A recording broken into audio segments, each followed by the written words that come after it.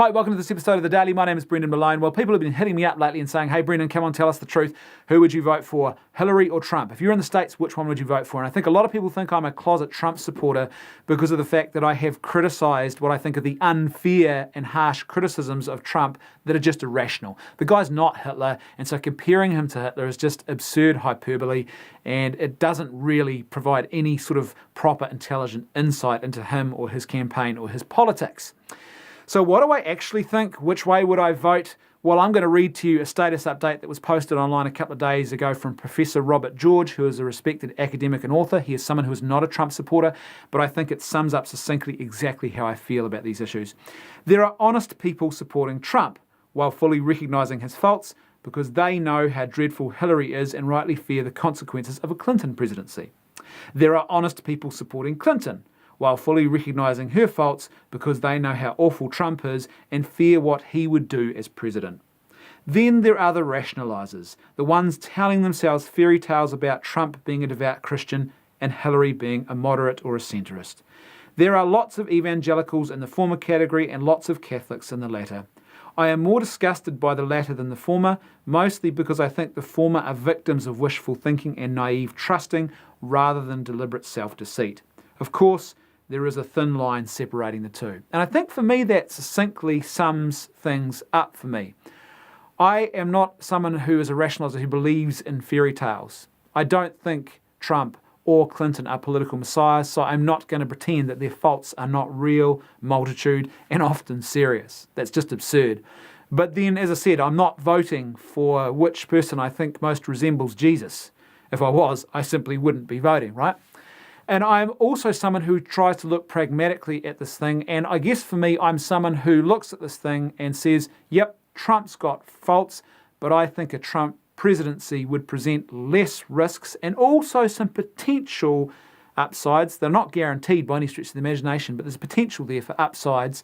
The biggest one being that Trump, because he's an outsider, would potentially throw a spanner in the works, and that could cause a much needed and desperate soul searching and change to the way politics are being done in the West right now.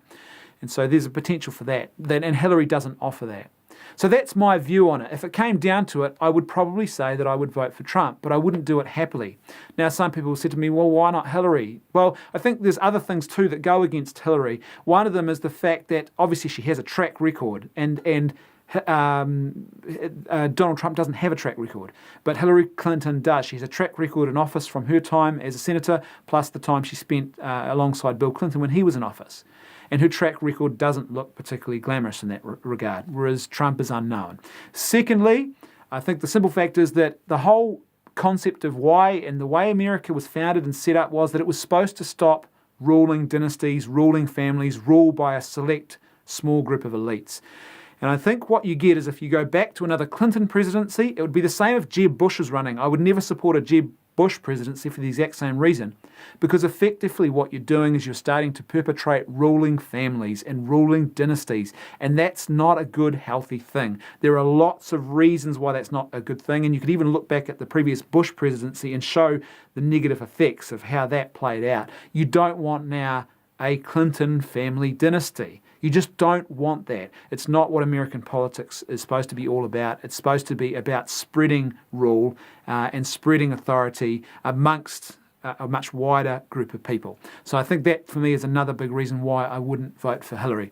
At the end of the day, I would also not choose the option of not voting. Some people have said, well, shouldn't you not vote if you think that either candidate is bad? Well, I'm not convinced that's a strategic option at all. And secondly, I'm not convinced it's actually a principled one, despite the fact that people often claim it is. Because what they're usually saying there is, well, I support the common good. I don't want the common good violated or threatened. And neither of these candidates is going to uphold the common good, so I'm not going to vote for either of them. And they're saying, well, this is a principled position because I care about the common good. Well, I don't agree with that. I think if you truly do care about the common good, and that's the principle that most concerns you, then you have to consider when you have two inferior candidates on offer, you have to then weigh up which of the candidates is the most detrimental to the common good, and you have to vote for the other one to try and limit the harm and limit the risk. And so for me, I don't think not voting is really an option. It's not strategic, and I don't think it's as principled as some people think. So there you have it. In a nutshell, that's what I think. And so, yeah, I would vote for Trump, but I wouldn't be gloating about it and skirting about it and saying this is the best thing ever. I don't. He's got plenty of faults, that's for sure. And as I said, it would be one of those votes where you'd be trying to limit the harm rather than thinking that you're going to be ushering in some brave new world where everything is going to suddenly become better. Thanks for watching. I'll see you tomorrow on The Daily.